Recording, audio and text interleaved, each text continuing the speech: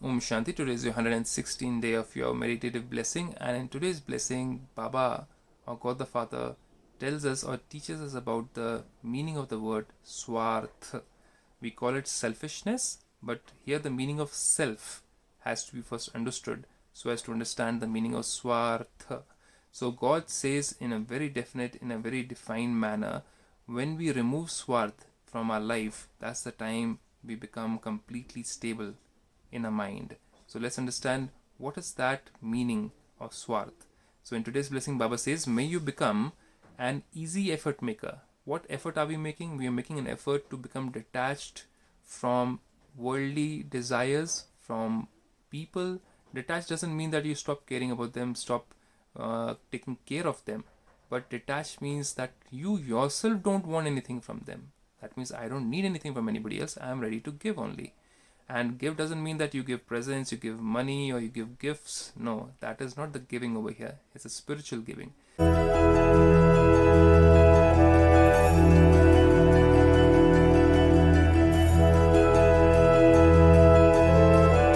God says, may you become an easy effort maker by knowing the meaning of the word Swarth. Swa means self, Rath, that's the end few words, means chariot. So this is the physical chariot, not the chariot which has been shown in Mahabharata.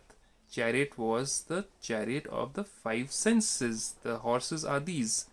The eyes, the nose, the mouth, the ears are the four horses, and the fifth one is your skin.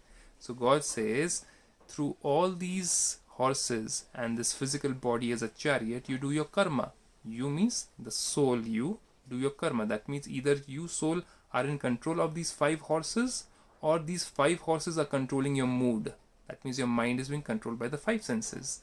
So God says, are you in control of your Rath? That will decide your state of mind. So may you become an easy effort maker by knowing the meaning of the word Swarth. Swa, self, Rath means chariot, and always remain in a constant and stable stage. So the definition goes like this. Nowadays, the attachment that people have for one another is not out of love. That's very true. It's not out of love. Think about it again. But out of selfishness.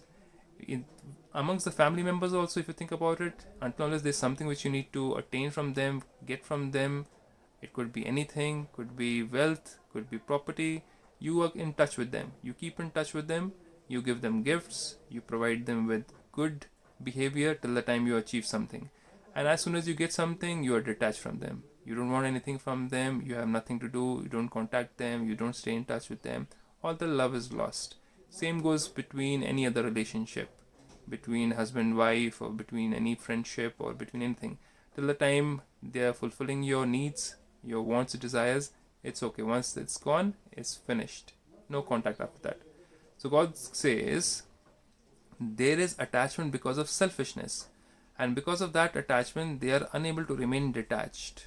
So if I am not able to remain detached, if I've got wants and desires, I'll never be able to be in touch with God the Father, because I'll be completely entangled into a net of desires and wants, and that will keep me in a pull-push situation with my relatives or friends or whomsoever I come in touch with.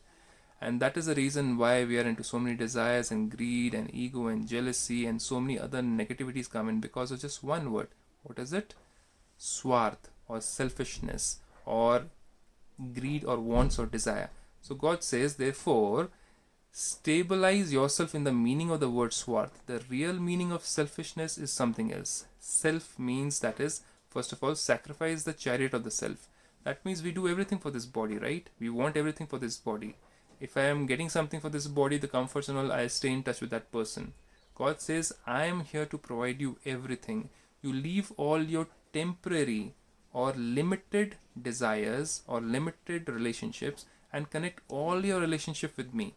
I am the one who's going to give you everything, all the comforts and all in this life, provided you are in touch with me. But if you want have desires with people, you get angry, you get jealous, or you put down people because something doesn't happen, you don't get the name and fame sometimes, you are sometimes put up in life, sometimes you are put down in life, sometimes you are victorious, sometimes you lose, sometimes people are with you, sometimes people are not with you, and that's the time your mood goes up and down. God says, that's why I'm asking you again, don't have any desires or wants from people.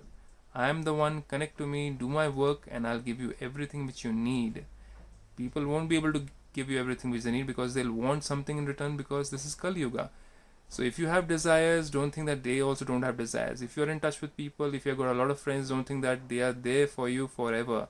It's only when you're in trouble, they are not there with you. When your good times are going, they are there with you. So God says, be very careful. If you have spiritual desires, that's the purest of the all desire for anybody and everybody. But if you have desires from people and you exchanging gifts and money and other favors, it's not going to last very long. So first of all, what you have to do is, Baba says, therefore stabilize yourself in the meaning of the word Swarth. That is, first of all, sacrifice the chariot of the self. That's what we do when we are doing a yajna, right? We put on the fire, the sacrificial fire. It's known as a sacrificial fire, and we sacrifice various other things, right? We sacrifice all the ingredients which you already know about. We put the oil, we put other things into it, til, jaw, and on many things, and we do that thinking that good times are going to come in our life. But God says that's not what you have to sacrifice. You have to sacrifice your desires, your ego, your jealousy, lust, anger, greed, and many more negativities you have to sacrifice. Only then there's going to be happiness and peace in your life. Whereas we are sacrificing many other things which are physical elements into the fire, and we think that the good times are going to come and the gods are going to be very happy.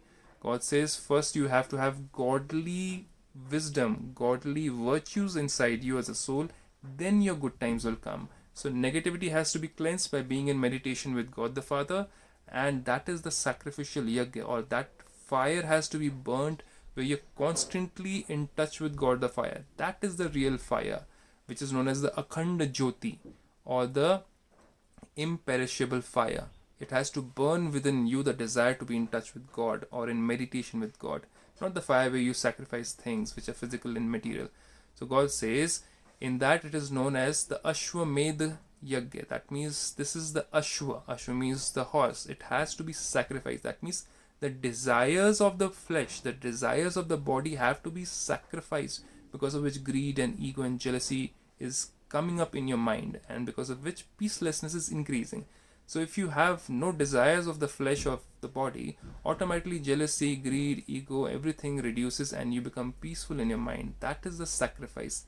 So swa means self, means the soul, and sacrifice means what? You have to sacrifice your physical desires. So God says when that swarth goes, swarth of the flesh of the body, you become detached. Detached from what? From people, from desires, from things. By knowing the meaning of this one word, you will constantly belong to the one. When we sacrifice these desires, we can then have a mind connected to God. But if we have desires from people, from our relatives, that's the time we are not able to be in touch with God. We are always in up and down in our emotions because of having attachment with people and things. So God says first remove that attachment yourself, and don't think about that they have to remove that attachment or he or she has to remove it. No, I have to remove it, not them. I. So God says by knowing the meaning of this one word, you will constantly belong to one God and become constant and stable in your mind too. This is easy effort. So who wants to become stable in the mind and constant in the mind in every circumstance, every situation? Well, for that you have to come and learn the 7-day understanding, of course, where you learn about your previous birth, what you were, how you were, what you did, and what time is going on. All the 3 aspects of time, the past, the present, and the future, is going to be revealed to you by God Father himself. So I leave you with this beautiful blessing and have a blessed day. Stay safe. Om Shanti.